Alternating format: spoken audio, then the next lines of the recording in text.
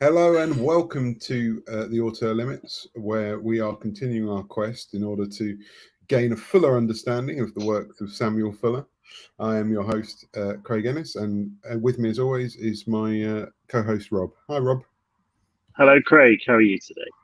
I'm not doing quite as well as you sitting on the porch of a palatial villa in the Spanish coast, but yeah, I'm good.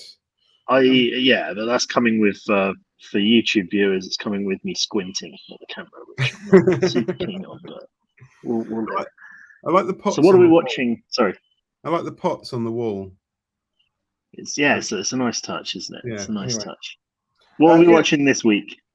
Today, this week, we've been watching the 1964 neo-noir, The Naked Kiss, directed unsurprisingly by Samuel Fuller.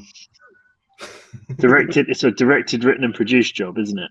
It is a directed, written, and produced job. This is another one of his kind of rather deeply personal passion projects.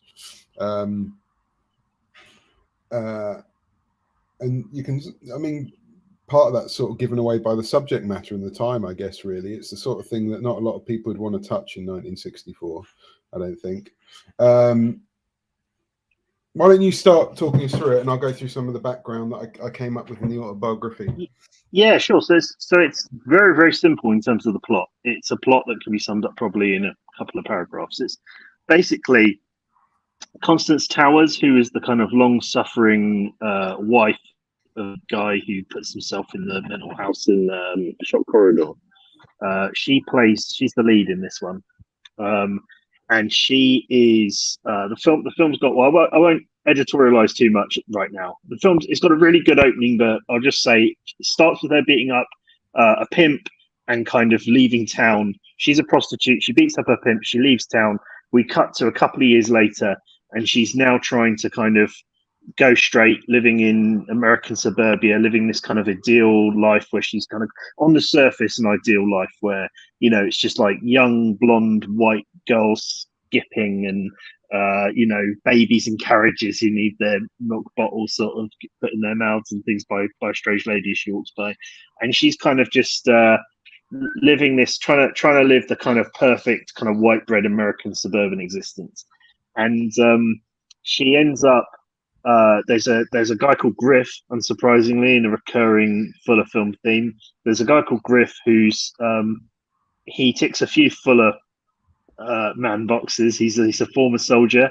He's also a bastard. And he basically realizes because he sleeps with her, he realizes that she's a prostitute, and he's willing to pay for a prostitute, but he hates them, and they should definitely leave town once he's had his way. So he starts to put the squeeze on her to say, "Look, you should really leave town. You shouldn't be around here." But she falls in love with his best friend or friend of his, and he's really against it, but he kind of buys into the idea that actually they've fallen in love and they're going to get married. Then she sees this guy who seems like a creep from the off. He's got a kind of a crazy look in his eyes.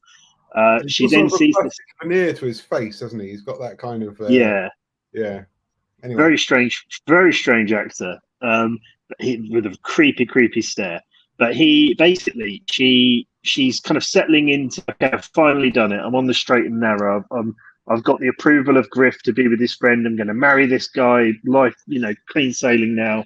Properly suburban woman now. And she walks in and finds that he's about to sexually abuse a young girl. And she murders him because, fair enough, I guess. Then Griff doesn't believe the story. He arrests her. He's questioning her in the jail, saying, "Well, you've clearly killed him because he broke off the engagement, or you wanted something off him, or whatever it is." And she's then struggling. Kind of the end of the film is her struggling to convince anybody that actually he was a nonce. And then she manages to find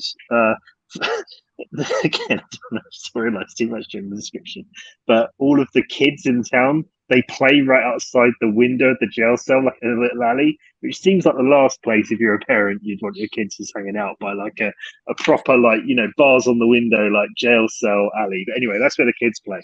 And she sees one of them back there and she's like, Griff, that's the girl. And then they show her a bunch of blonde girls, and she's like, "That's the one." And they get her to remember that actually, yeah, she was taken in by the fella, and that she's telling the truth. She gets completely let off because apparently you don't even need a trial anymore if the guy was nuts. And then yeah, she kind of leaves town. I guess it's one of those fuller kind of slightly downbeat endings where the idea is, well, she's not kind of gotten the life in suburbia she wants, and now she's kind of off to an uncertain future. Maybe she's going to have to continue being a prostitute or whatever it's going to be. So that's basically the whole film. It's one of those, like, it's 90 minutes. The first like hour of it is like, you know, this kind of morality thing of her trying to get on the straight and narrow, her meeting this bloke, her winning Griff's kind of, I guess, approval to kind of have this relationship with this guy. And then the last half hour is her realization that she's not going to have that life, that she hasn't been accepted, that it's not going to work out for her that way. She kills the guy, and then the kind of last half an hour is this sort of trying to defend herself from the, you know, accusation that she, you know, trying to make it clear that this guy was a potential child molester. And it's pretty kind of in and out, 90 minutes, proper, good, full of stuff. And it's got all of the Fuller hallmarks in it. Loads of them, like, we'll come through them as we go through the film, but, you know, newspaper headlines coming up on the screen, and you know, guys called Griff, and references to the army and stuff that I mentioned already. But also that weird thing I said in my Letterboxd review, it's also got that weird Fuller thing, because we've talked pretty much every episode, we've talked about how he's not particularly, like, he's not easy to classify morally or politically, right? He's kind of all over the map. And he's generally batting for the right team insofar as, certainly for his day, he's really progressive. Like, he makes a show in this film, he has moments of talking about equality and about, you know, equality between races and things like that. And he's clearly, his heart's in the right place with a lot of these things. At the same time, his films can kind of also moralize in their own strange way and be kind of heavy-handed in other ways that seem, in retrospect, sort of conservative. And this film kind of walks a tightrope between those things, because on one hand it's obviously very much on the side of, like, the reformed prostitute who's trying to kind of go straight and all of this kind of thing, but at the same time the film does sort of treat her like she is the kind of damaged goods woman from sin, you know, the film does sort of have this Madonna and the whore thing going on with her, where she can either be the prostitute or she has to live this suburban life where she's now, like, cartoonishly noble. Like, you know, she's got to, like, work as a nurse at home for, like, disabled children who sing angelically, you know, in order to show that she's now, like, you know, like, a good person. Because obviously her just being coded as just a woman who used to be a prostitute who's then just, you know, normal would obviously not convey, I guess, enough of the idea that she's, like, good now. So it's kind of, but then Fuller does everything to those. I did a podcast. Yeah, I've got different reading to that, really, and part of it comes from the autobiography, but I also do think it's in the film. So yeah, for context, he talks about having this idea, you know, many of his ideas for a long time. And it comes from him spending a lot of time in brothels, basically, when he was a beat reporter. So obviously, you know, a lot of information in brothels, a lot of people coming in and out across the whole kind of spectrum of society, you know, respectable politicians and police chiefs and things like that. There's always information to be gained in a brothel, according to Fuller, and he talks about befriending a lot of the women who worked in them, and sort of being looked after. You know, that kind of you know, being able to rely on a place to kip and have a meal and that kind of thing. And sort of getting real fondness for the people that he worked with, and that what he wanted to do was, you know, humanize and destigmatize a lot of this. And to me, the way that, you know, you talk about a kind of reforming and being kind of cartoonishly good, I kind of read it more. I mean, he talks about this in the autobiography as well, so maybe it sort of coloured my second viewing a little bit. But to him it's more about the hypocrisy of the people who live in the town than than herself or anything that's kind of inherently part of her character. It's more that she's not allowed to, she's not being allowed to live a quote unquote normal life, because that definitely comes across. And also you know, the ending as well, like she's sort of treated as a hero at the end, but it's her decision to leave the place because she's like, no, fuck you all.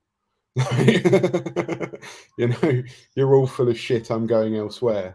Like I think that definitely comes across, and she everything you've just said there is clearly the intention of the film. It is more about the kind of small town hypocrisy than anything else. I think it's just that, and what I was going to say before is just that another Fullerism, I suppose, as we talked about in like Verboten, for example, is, and lots of his other films, is that when he's got these kind of moral play type elements, or any elements, they're all dialed up to 11, right? Like everything in a Fuller film is the most extreme it can be. So when she's showing that she's actually a really nice person, she's singing with an angelic voice looking after disabled children across the rainbow of races in, you know, in this kind of really cartoonish way. Or when somebody is kind of a bad person, they have like a psychotic gaze into the camera while they talk about how they like touching children. Like everything in a Fuller film is a 11 all the time, right? Like it's a strange. I did a podcast, the other podcast I do, the Fortnite film with Dennis on his channel, 40 Projector. I said that actually about RRR the other day, is that it's kind of a film where everything's at 11, and I kind of feel like Fuller in a different way. That's in the sense of like the action, everything's always at 11 and really heightened.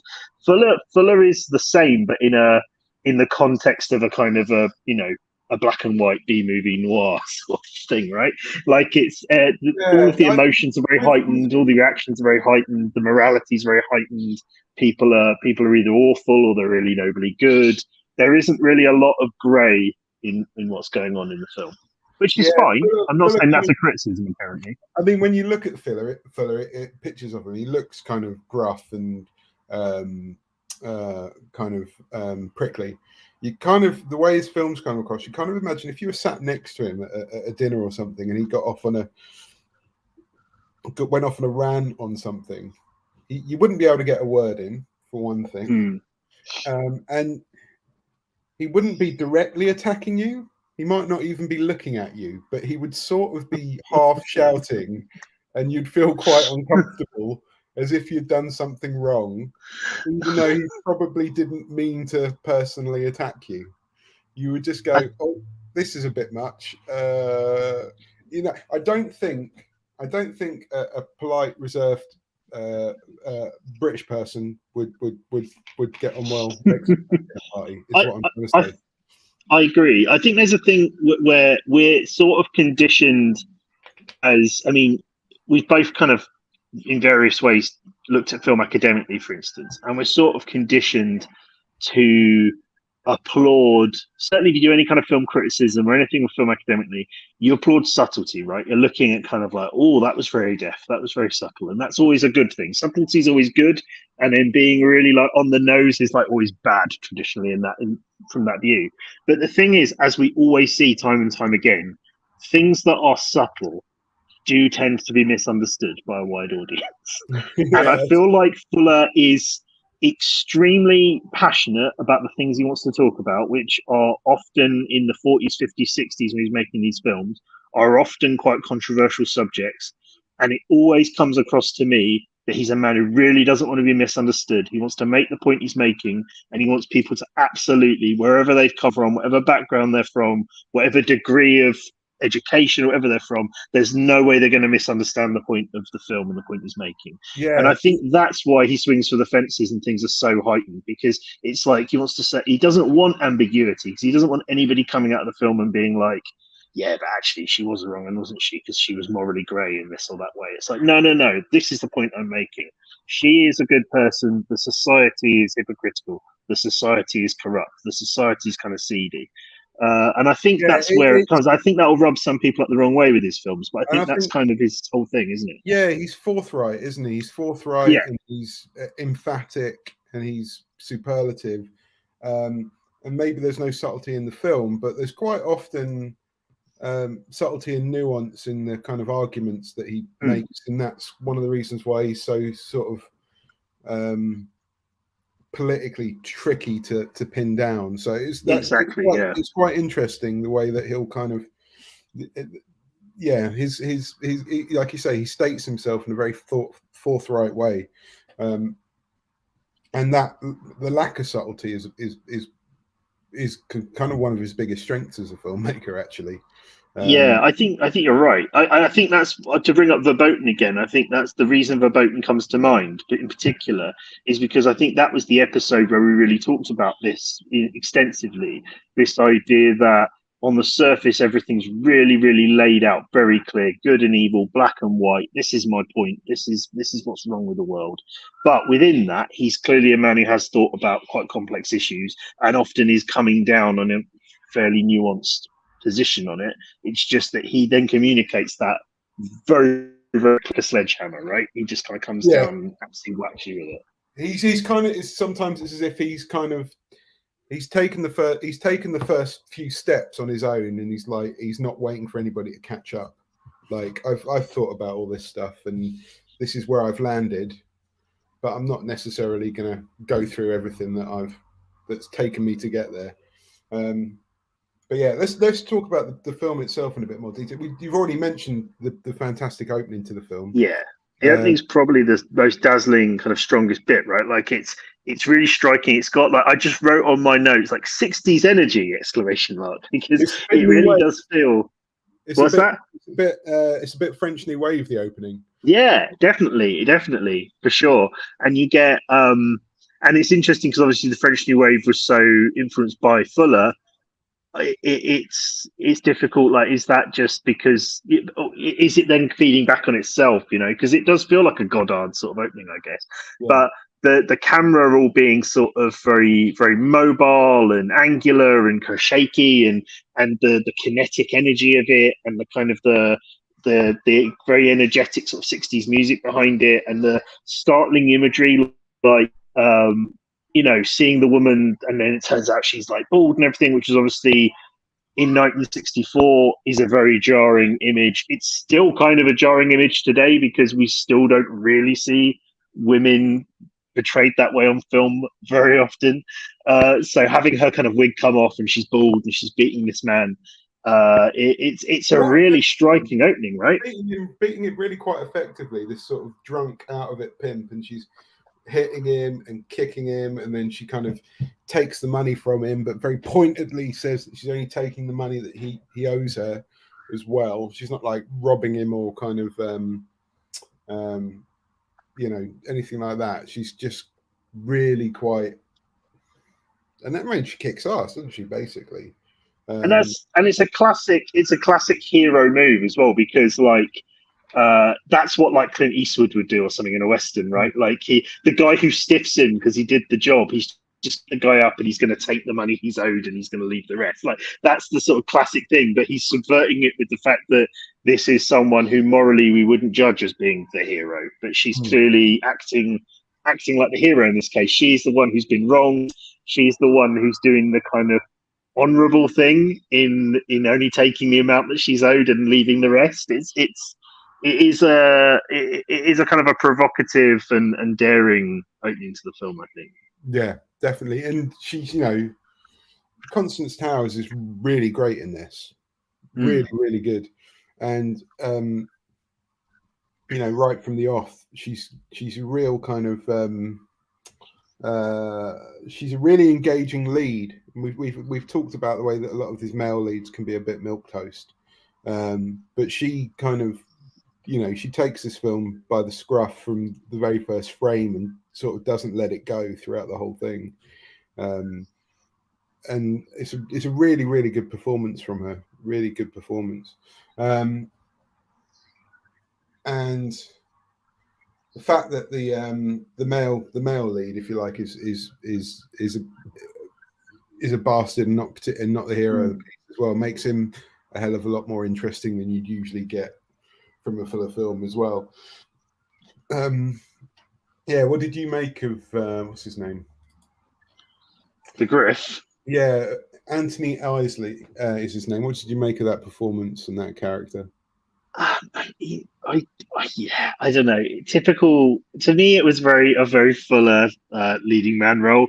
By which I mean, there are a few exceptions, but generally, a typical fuller like male lead in a film is a guy where when you click on him on Letterboxd and you look at his filmography, the minor Fuller film you're watching him lead in is his most high profile work, and then everything else he's been it's an absolute B movie. I think that guy's second most popular film on Letterboxd is called something like The Wasp Woman. Yeah. When you look him up on Wikipedia, it doesn't say much. It's got a list of films you've never really heard of, and a large section of it is about his support for mandatory school prayer. I've just looked at it, yeah, and his support of Barry Goldwater in the 1964 presidential election. So yeah. he must have been out stumping for Goldwater at the same time that this film. Yeah. What it also says is that he was the lead of a television series called Hawaiian Eye, which again is quite a fuller lead thing to do, because I think we've seen a few films where his lead is also like a bloke off the telly. And this is at a time where a bloke off the telly being in a film is not the sign of like, because these days the line's obviously very blurred. If we have any younger viewers, they might not have that stigma, right, between TV and film. But even when we were kids, like in the 90s or, whatever, like people didn't tend to cross between TV and film. It was like a big deal when they did. Yeah. Like George Clooney leaving TV and becoming a film actor was like a big deal, right? Yeah, it took him a few peacemakers and one fine day before he exactly as well. So it kind of says something about the status of some of these actors he's working with as well, that they've kind of come, a lot of them have, because I think one of the westerns of his as well, I remember looking at lead actor and he was from like a western serial and things like that. So he uses a lot of these kind of TV actors, B-movie actors. So yeah, and Anthony Isley wasn't massively impressed, but then he does what he's there to do, which is he just comes across as just a total bastard. Yeah. Which is the general fuller leading man. Well, because like you say, it's first, he kind of clocks. He kind of clocks Kelly as she comes off the bus, and she's kind of her cover, if you like, is a traveling champagne saleswoman, and he goes off with her to a hotel and basically says, "That was great. You can't work here though. Across the river, there's a brothel. You can go and work over there." How do you know about this brothel, Griff? Oh, professional interest.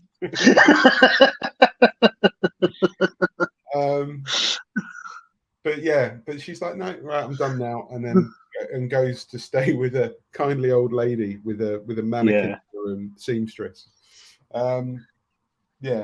I thought he was quite good. I liked the idea of the character. I like the fact that he was in no way heroic. This character, his function is basically to like be a bastard and kind of like the threat of the authority figure, to sort of basically threaten to be there, basically to threaten to fuck her new life up, and then in the end he's forced to sort of let her go. But I liked that tension of it. I like that he was never going to be a hero in the film.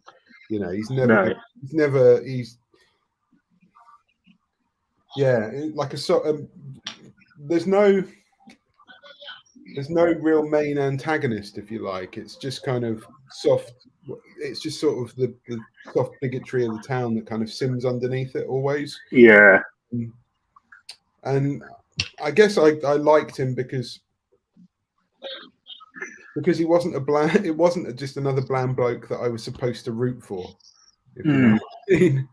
But anyway, there we go. Yeah.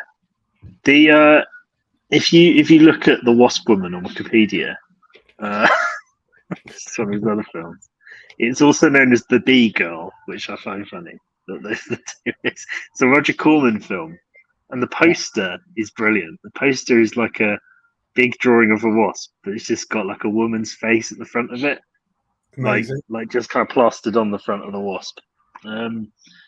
Yeah, I know what you mean. He is a he isn't supposed to be a sympathetic figure, which is a good thing and a change from maybe some of the others.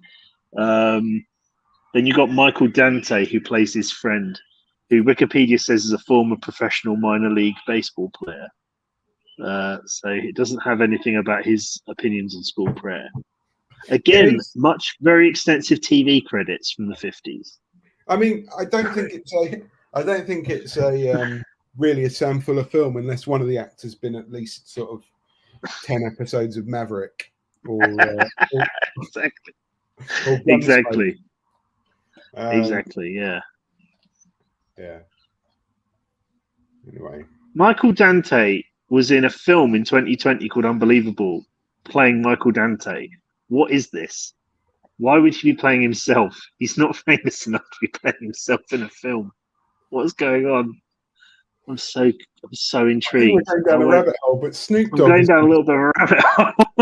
Snoop Dogg is the star of Unbelievable, in which Michael Dante plays himself.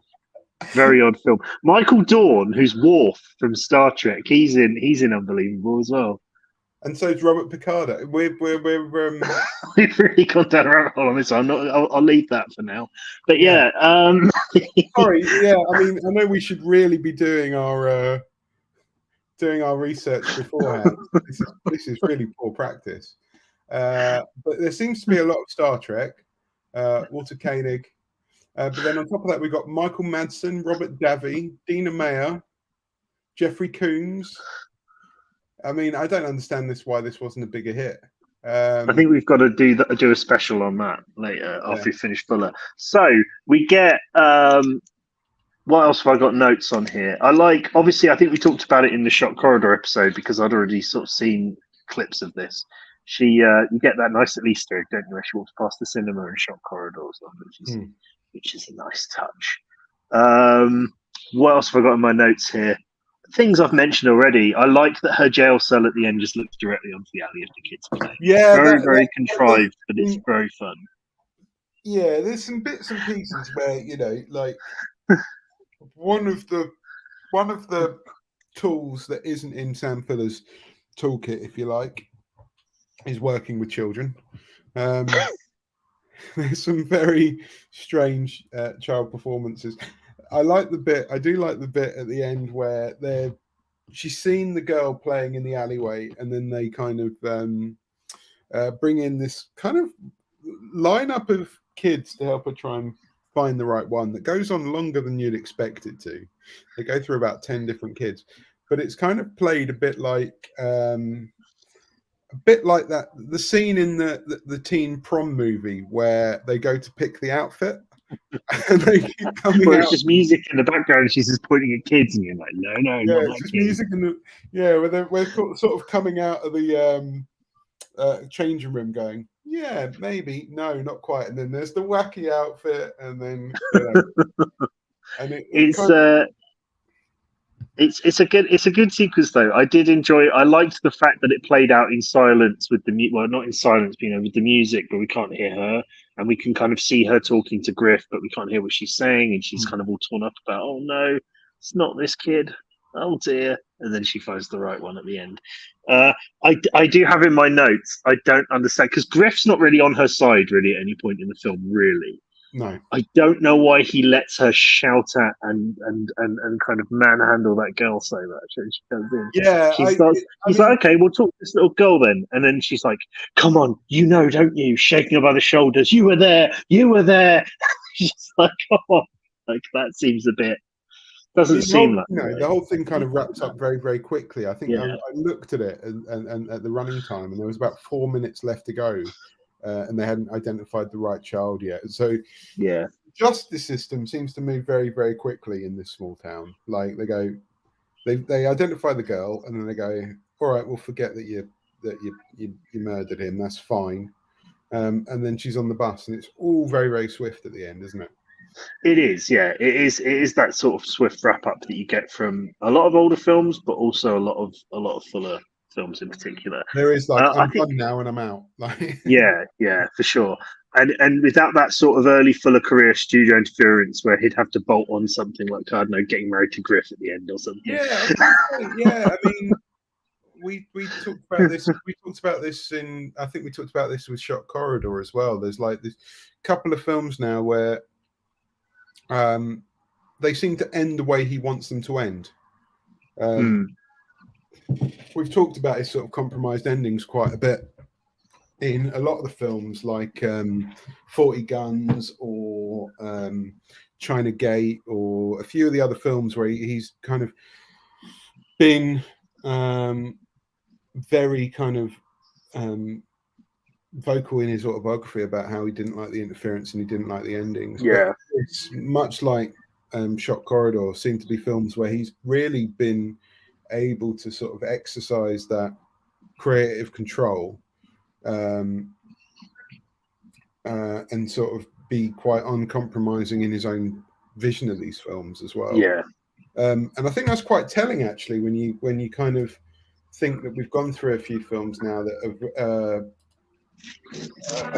very, very, very strong entries from him, and these are the films that do get the Criterion releases and the ones that he's kind of that are most talked about when his sort of his filmmaking influence is discussed. It is like Shot Corridor and The Naked Kiss. But yeah, I mean, it's more of a statement than a question, but yeah. No, but I think you're right. I think you're right that there is obviously the more freedom that he has in this case, because sometimes you can get directors who need to be sort of reined in, right? And the more creative leeway they've been given, the more kind of verbose and unwieldy their kind of projects become, and they kind of go towards kind of maybe impulses that should be reined in slightly. I think in Fuller's case, like he benefits from that freedom, because a lot of the time the film that he wants to make is making a potentially difficult or unpopular or controversial or kind of daring point about morality or society or racism or something, and the studio obviously wants to come in and like kind of put a bow on it at the end in some way, and it kind of so he kind of benefits, kind of hang the gloves off, I think, Fuller, in that respect. And also when he's got this control, he's got the good sense and decency to keep his films at 90 minutes. He doesn't decide, well, now I'm going to make a 3-hour one. Probably because he made this film in 2 days or whatever, like he always normally does. I don't think he wanted to be on set for months and months making a film. Yeah. Do you have anything else from his autobiography that kind of talks about this? No, not particularly. I mean, there were some bits and pieces in there. It was most of the stuff that he talked about was the original kind of inspiration and the experiences he had as a reporter. And he talks about having a really strong friendship with Constance Towers as well, and sort of working with her on the performance and that kind of thing. But he kind of, you get the sense, obviously, from reading this particular chapter of his book, that he's very, very proud of the work. Yeah, I was almost.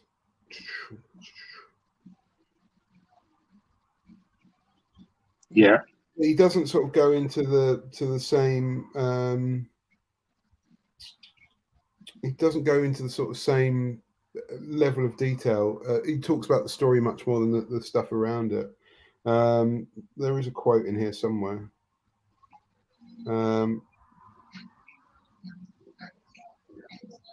So he also talks about the sort of the money and the kind of the business side of things. So, and I don't know, make of this what you will, but it says The Naked Kiss did great box office when it was released 30 years later. It continues to play at art. Sorry. The Naked Kiss did great box office when it was released. 30 years later, it continues to play at art cinemas and on cable television channels all over the world. Of course, I'd never see a nickel of those promised residuals. Inexplicably, I'd become a Lindy in the world of filmmaking, independent and making movies wherever I could find a producer. If the producer was dishonest, I was screwed. And there was little defense against the crooks except to keep writing original yarns and hope my next producer would honor his side of the deal. I was almost 52 years old when I finished The Naked Kiss, proud of what I'd already accomplished, bursting with energy and original stories, full of anxiety about the new period in my life that was dawning, that of an independent movie maker. It was going to be a wild ride. I fastened my seatbelt tight, held on, and blah blah blah. But yeah, so he's kind of, I don't know. To me, that sounds a little bit not exactly defeatist, but he kind of. There's definitely a sense there that he's sort of this experience of these last couple of films is like he's weighing up his experiences with sort of Fox and the studios, where he didn't, he made some money and got some budgets, made some compromised films. The idea of it's a bit more of a Shark Tank working in these independent films, but he's telling the stories that he wants to tell. So he's coming into sort of a period of his life where he's he's always quite philosophical, but he's kind of he's no longer a sort of young up and coming hot property, is he? I think he's starting to get philosophical and kind of a bit more choosy about I don't know, or it's a strange statement to make there when you think that his next film after this isn't for another 5 years. And then it's Shark in 69, and then it's another 11 years before he makes The Big Red One.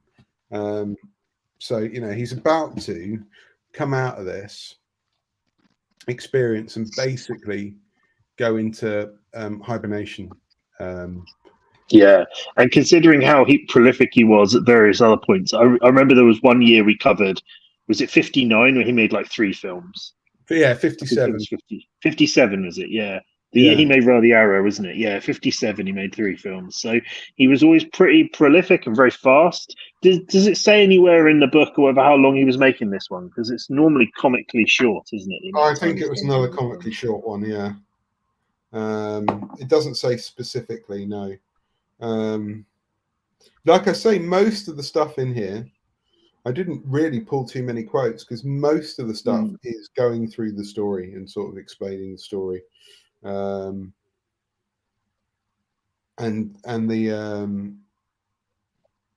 the setup and the background, but there's not a lot in here else about the making of it, to be honest. There's I opened up the trivia section on IMDb, wondering if it would talk about how long it took to make the film. And one of the facts on here is apparently the film is listed among the most 100 amusingly bad movies ever made in the Golden Raspberries book, the official Razzie movie guide, which says it all really about the the Razzies and stuff, which I know have now been are now being reevaluated. They're kind of how toxic they sort of are in recent years. But it's very telling because it's very telling, not just about how stupid the Razzies is, but just telling about how some of what's in the film would be received by contemporary audience as well. That it would be looked at as being, oh wow, this is really bad, because I suppose scenes like and then her wig comes off and she's bald, or the scene where the children are singing at the camera and things like that. I can see that there are elements of this film, if you were looking at it through the lens of mainstream cinema of the day, and not looking at it as a film that's in the Criterion Collection, why you might think it was kind of funny bad or kind of very strange. And I don't mean that at all as a criticism of the film. I think I can see that reading of it. You'll know this from teaching classes and stuff. Like you've got students and you show them films and I was something I remember from uni doing film studies was sometimes all a film had to be to get a big laugh from an audience of people seeing it was just old. Yeah. Like I remember watching the Best Years of Our Lives, the William Wyler film, with an audience, and people just being a bit clipped and a bit old fashioned. Everyone in the screening laughing, and I can kind of imagine an audience reacting to this in that kind of way. That when I see that thing about it being in the Razzies book, in a way that's completely undeserved, but it just sort of speaks to me of how this kind of non-point I'm making here. It just kind of speaks to me of how kind of offbeat this film actually is, right? For the year it's coming out, it is a bit, off the beaten path Yeah, I mean, it's quite, and challenging in its own way. Yeah, it really is. It's got a, there's a strange kind of, there is a strange, because it is, I mean, apart from that kind of startling opening, the way it's, so the way it tackles the sort of child molestation themes as well is so kind of blunt. It's a little kind of, if you're not expecting it as well, it kind of, especially from watching an older film, it kind of sideswipes you a little bit and go, oh, the film's going there, is it? Well, that's bizarre. I wasn't expecting that. And so the I don't know, there's this strange thing where it goes from being very kind of kinetic, energetic, kind of that French New Wave kind of opening, back to something a little bit more staid and staged, but the actual subject matter and the story still feel very advanced. So there is a sort of a strange tension in the film between the way it's between the staging of some of it and the actual subject matter and the attitudes and the things that are going through. It's very effective kind of melodrama, like in terms of keeping you engaged, and it's a very, very watchable film. Like it's very entertaining. But there are some strange tensions in it, I think, in terms of. But on the Criterion channel, there's one of those short segments where they have somebody talking about favorite movies of theirs relating to this.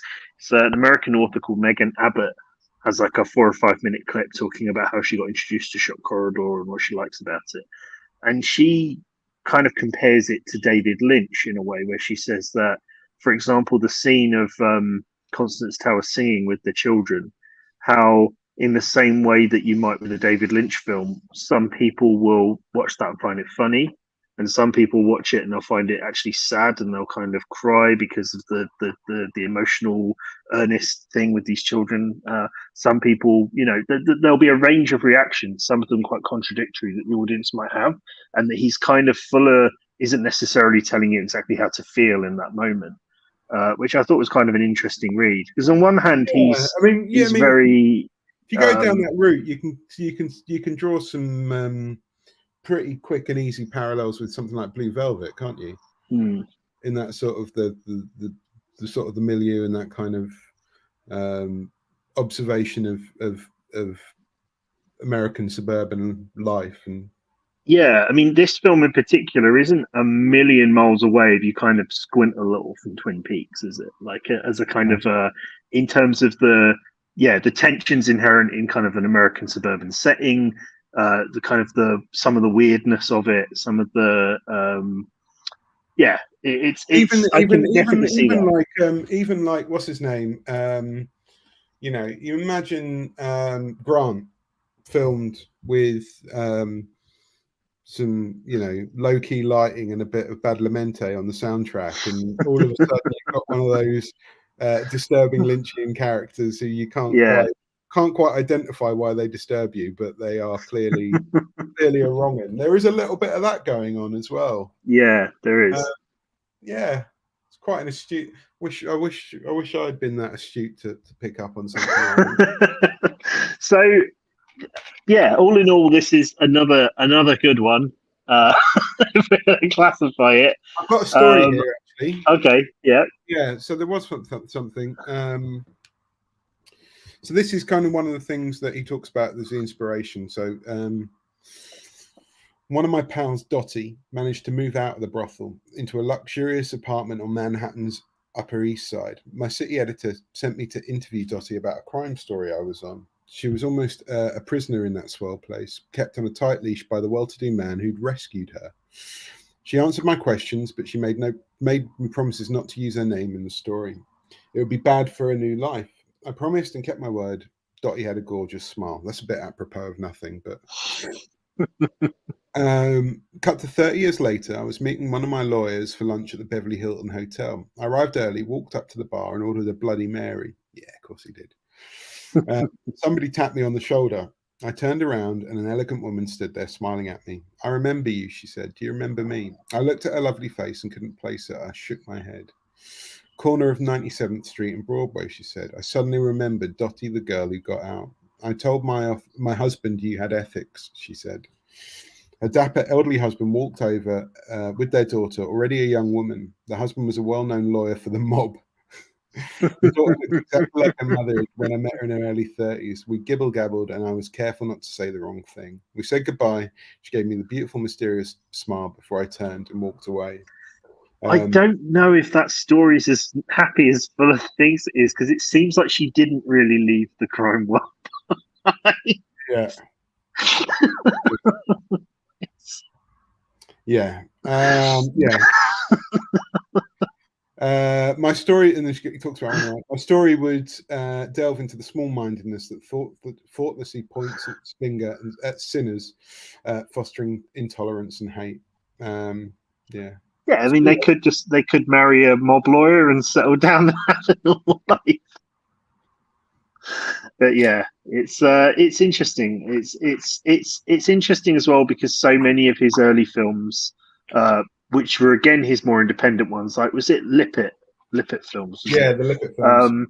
But those Lippet films, obviously there was some amount of interference and kind of restrictions there, but generally they pulled really directly from his experiences and his interests and his preoccupations, whether it was making Steel Helmet, which was, in the it was him talking about his World War II experiences through the lens of talking about, the Korean War, which was a big thing going on at the time. And then you've also got his films like oh my god, what's the one with the newspaper barons? Gene Evans is the newspaper guy, right? Mark Rowe, for example, which was clearly drawn on his interests and experiences. There is a lot of that, and it does seem like with these ones, it's getting more independent. Because it's not like that's ever completely disappeared. He's got those interests in people at the bottom, kind of weird characters, really mixed groups of characters, although there was a period with the Fox films where that sort of stopped being as much of a thing. And kind of things from this world that he obviously saw as a journalist, or things from the war that he saw. But it definitely feels like it's becoming more personal again in these ones. Yeah. And then heading towards Big Red One, that's kind of the biggest one, isn't it, in terms of his kind of personal experience? Definitely, that's the one that he's been trying to make forever. And I think this kind of, as he kind of has navigated his way to sort of success in this independent world, if you like, and gets himself to a point where he can make the film he wants to make. He's getting closer and closer to actually making the Big Red One, the project that's never going to go away. We'll talk about it later, but funnily enough, that ends up being released as a compromised project, and then it's not until years later that it's actually released as he wants it to be released. But anyway, as he's been getting more and more confident at this independent thing, he's about to make a commercial film as a director for hire that is, by all accounts, a complete disaster. And that he later disowns. So is that Shark? Because I'm excited about Shark. I've been excited about Shark since day one of this podcast. So that's next up. I'm looking forward to it. Mexican-American action film directed by Samuel Fuller and starring Burt Reynolds. Wonderful. So, I'm very excited about Shark. So basically, it's been a big gap between episodes up to this one for various reasons. As you can see, I am not at home at the moment. There's been a lot of traveling and a lot of work and stuff. Hopefully we'll do this one about Shark within the next few weeks. Like I say, I'm very excited to see it, and I am extremely excited to move past it and onto Big Red One as well, because it feels like Big Red One has been the kind of the big the big red one on the horizon, right? Like, and I think it's really just Shark and then Big Red One, right? Because Dead Pigeon on Beethoven Street is a German TV film that was part of a No, TV well, series. So there is sort of. I mean, he's got some later ones where we get more into that sort of Rhapsody in August, Madadeo period where he's still making stuff, but you know, I he's just really. mean that Shark's all that stands between us and Big Red One, isn't it? Oh yeah. Sorry. Because After Dead after Big Red One, we got the sorry, White Dog as well.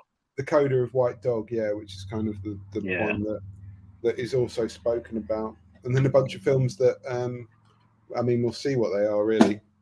Yeah, it looks their letterbox pictures paint a picture of them being possibly difficult to find because they look like very, very dodgy covers. But anyway, Shark's definitely available on the on YouTube, so it's possible we might have only got 3 episodes left. Yeah, I think let's see. So join us next time for Shark. I've been Robert Bean, joined by Craig Ennis, and please join us again next time when we watch Shark with a view to obtaining a fuller understanding. Thank you very much, and